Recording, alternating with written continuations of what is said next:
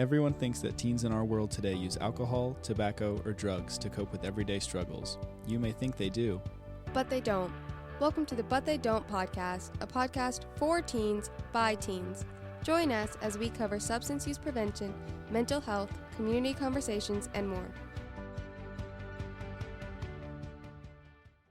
Welcome back to another episode of But They Don't. I'm Sasha, and today's topic is on teen mental health. Did you know that May is Mental Health Awareness Month? Before we dive into any further, I would like to provide a trigger warning that there will be some discussion on mental health issues, including eating disorders, so please feel free to turn the episode off now if you need to be sure and seek out any trusted adult to talk to afterwards if you choose to listen. In 2021, more than 4 in 10, 42% of students felt persistently sad or hopeless, and nearly 1/3, 29%, experienced poor mental health.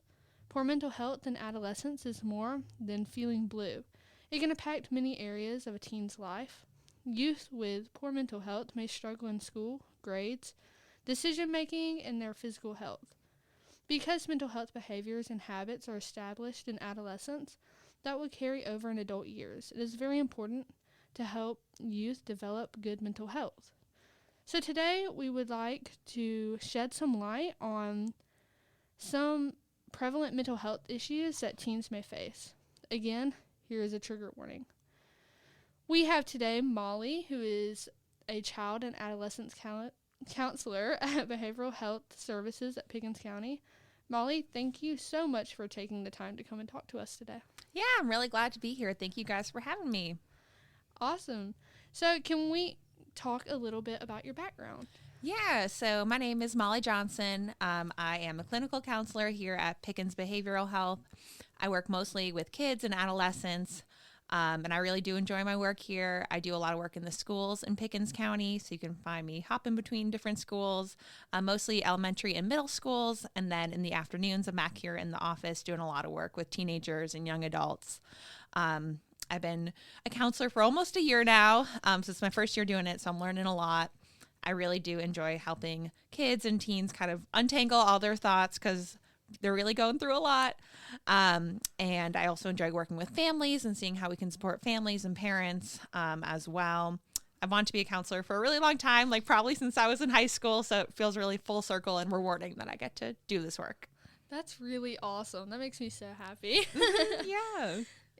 So I think one thing that we don't tend to really look at is just the definition of mental health. Do you care to define it? Yeah, so it is interesting because we hear about mental health a lot, but it is kind of hard to define. So I think the most basic thing is how people think, feel, and behave. You know, what are you thinking, how are you feeling, and what are you doing? So we think with our physical health, we think, are we able to do what we need to do? Are our bodies and our minds able to help us do what we need to do? And so I think about mental health like that. You know, are your feelings, thoughts, and behaviors, are they letting you do what you need to do? Go to school, hold a job, have healthy relationships, have a healthy view of yourself. And then when that starts getting impacted, I think that's kind of when the alarm bells should go off a little bit, that maybe you may need to seek some mental health care. So I'll just think about, okay, am I able to do the things I love to do, the things I need to do? And same way thinking about with physical health, you know, if I had a broken leg and I needed to go to a doctor because I couldn't walk like I needed to, same thing, like maybe it's time to see a counselor if I feel like I couldn't do what I needed to do. So that's the way I think of it. I think the basic definition is how people think, feel, and behave, but thinking about it in terms of physical health has been helping me when I try to define it. So you work with teens on a day-to-day basis. So do you see any common mental health things that they face? Sure. Being a teenager, they do face a lot of different things. So some common ones I think of would be depression, anxiety, ADHD, self-esteem issues, self-harm, suicidal thoughts, trauma, so processing things that have happened to them in the past, substance use issues, anger issues, relationship, family issues. There's a lot more, and a lot of those overlap with each other, but those are kind of the ones that I see most often. Yeah, and you mentioned anxiety and depression. Can we kind of dive a little deeper into those and talk about how they can sometimes go together, but they don't always? Just a little insight. Yeah, for sure. That's a great question because those are definitely super common. So I always say it's okay to have a little bit of anxiety. A little bit of stress is good because that helps us get stuff done. But when it becomes too overwhelming, that's when we want to slow down a little bit and to look into that. If we never had any stress or never any anxiety, we probably want to go to school, go to work. And then with depression, totally normal to feel sad or blue sometimes about certain things, but same thing when it feels like it's overtaking our life, that's when we want to look into it a little bit more. So anxiety is feeling that constant worry, difficulty focusing on other things because you're worrying, irritability, maybe somatic symptoms. So that's physical symptoms, so like stomach aches, tension in your body. And then depression is a little bit more like low mood, loss of interest in things you typically enjoy, apathy, so maybe not caring about stuff, hopelessness, guilt, and potentially suicidal thoughts. So they do share some similar symptoms. And I think I read maybe about 60% of folks with anxiety also have depression symptoms and vice versa as well. So some similar symptoms could be difficulty focusing, issues with sleeping, either sleeping too much, sleeping too little, changes in weight or appetite, restless or feeling irritable.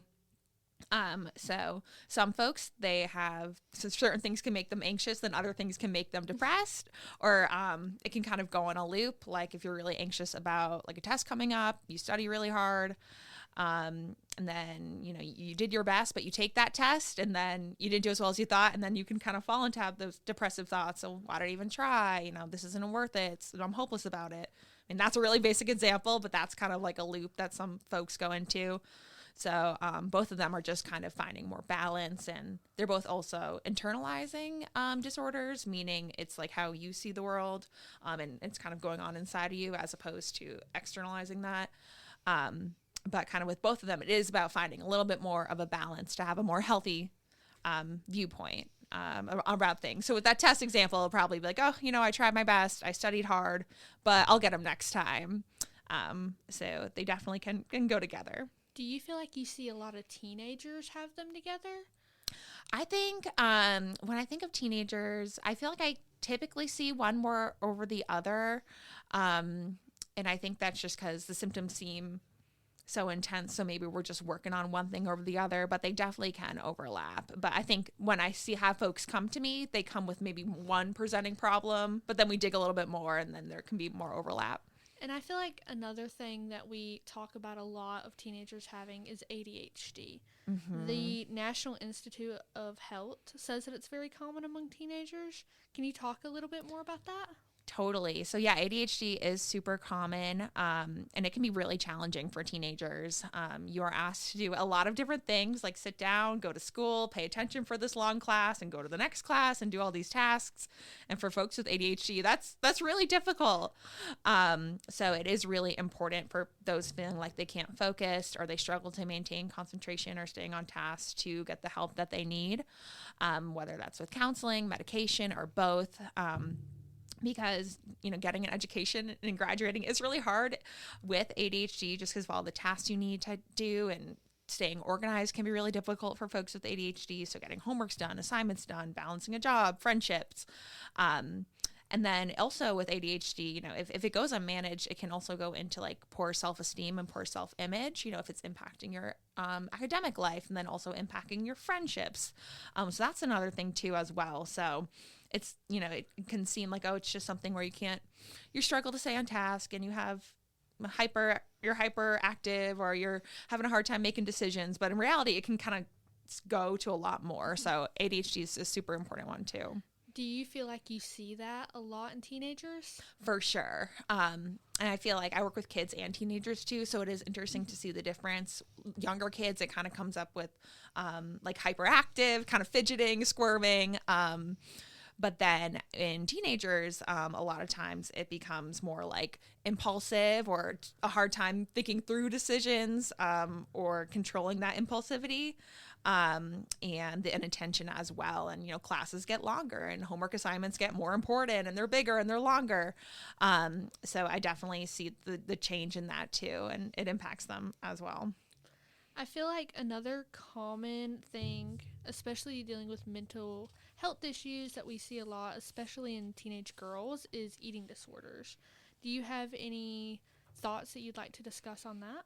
For sure. Yeah. Eating disorders are very common in teenage girls and teenage boys too, unfortunately. Definitely less common in boys, but they can be a bunch of different things and they can look like different things. So the common ones you've probably heard about are anorexia and bulimia. But then there's also other ones, one called PICO, one called food restrictive intake disorder, I believe. So there's some misconceptions about eating disorders. I think a lot of people think people with eating disorders look a certain way, their body looks a certain way. But I just love to bust that myth because, you do not have to look a certain way to have an eating disorder. But there can, treatment is absolutely available using counseling, or sometimes it may even include going to an inpatient facility or working with a doctor as well, because, that one really does involve your physical health too. So working with a trusted team of professionals, I think it's especially hard in this day and age with a lot of social media. There's a ton of comparison in terms of looks and bodies and everything. So I think that just kind of, I don't have any research on that, but I would assume that makes the prevalence of eating disorders higher, unfortunately. I would assume. So working through that in counseling, so working on like self-esteem, repairing that relationship with food, repairing that relationship with exercise, whatever it may be, and then maybe getting to the core of kind of what they're feeling inside, because a lot of times it is related to trauma, perfectionism, low self-esteem. There's usually a bunch of stuff under eating disorders, so working with a trusted professional or a mental health professional to go through that. So absolutely, that is definitely one that is important too. Do you have anything you would like to tell the people listening if they are struggling with one of these issues right now? Yeah, absolutely. I mean, the first thing I would say is like being a teenager is hard. Y'all have a lot on your plate. School, work, relationships, figuring out who you are, figuring out your next steps as you enter into adulthood. So you are not alone. The reason why these disorders are prevalent and common, is because it is hard to be a teenager. So help is available. I would always say, if you're feeling this way, sad, anxious, helpless, any of these related to you, just talk to a trusted adult, someone you can look up to, whether it's a school counselor or admin at your school, or a trusted teacher, and then also a parent or guardian if you feel comfortable talking to them. Because help is available, and we do services in the school. We come to school and do counseling in Pickens County. So just letting someone know so we can help you, because you are not alone. And kind of knowing you're not alone is kind of the first step to feeling better typically. I think the last question I have for you right now is, what would you want teens to know who might be struggling? I think we kind of covered that, but do you have anything specific? Yeah. Let's see. If you're struggling, definitely reach out for help, and then find things that make you happy. Simple things like even writing in a journal, drawing, listening to music, making sure you have your list of things that can make you relax for a little bit, because we're all busy. We all got a lot going on. I think we all move pretty fast, including teenagers. So making sure you have your list in your back pocket of things you can do, and knowing when you're starting to feeling like you're maybe not doing so well, and making sure you have that list and can kind of do those fun things, because we all deserve it. Oh, I agree. For me, I'm a big journaler. Yes. Love it. Do you have anything else you would like to touch on? I don't think so. I'm so glad to talk about this, but I'm just really proud of anyone who feels like they want to reach out for help. I know it can be really scary and a really hard first step to do, but really proud of all the teens and taking that first step, because we want to help you. The adults in your life want to help you. People want to help you. So just got to say something, and you'll get some help, I promise. Thank you so much, Molly, for your insight today. We will be putting some links online and information in the description of this week's episode. We'll also be sure to include information about 988, the suicide and Crisis Lifeline that is available by phone or text 24 hours a day, 7 days a week. Be sure to follow us on social media. We'll be posting all month long on our Keep It 100. We are all struggling with something campaign. We are on Facebook at Pickens County Youth Board, TikTok, and Instagram at We Are PCYB. Thank you guys.